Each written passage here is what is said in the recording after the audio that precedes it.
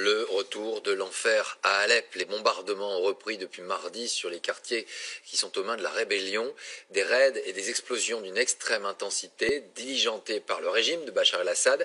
Moscou réfute le fait d'y participer, mais rien n'est moins sûr. Franck Genozo.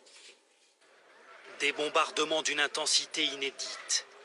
Et dans le ciel, la traînée blanche des tirs de missiles. Ces images nous ont été transmises par des habitants cet après-midi, depuis Alep-Est, la partie de la ville contrôlée par les rebelles.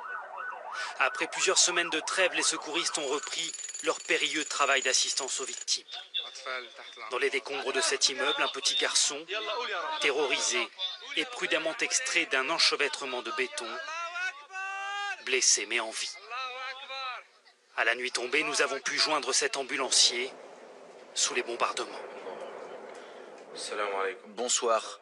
Vous entendez les explosions qui secouent notre quartier en permanence? Il y a toutes sortes de missiles.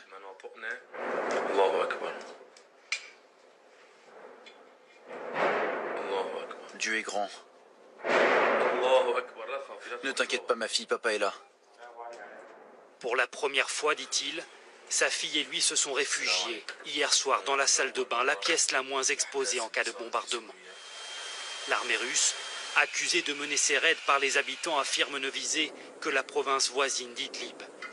À Alep, les rebelles répondent aux bombardements par des tirs de roquettes sur les quartiers tenus par le régime. Après 4 mois de siège, les Nations Unies s'alarment. Les vivres et les médicaments devraient dans les jours qui viennent commencer à manquer.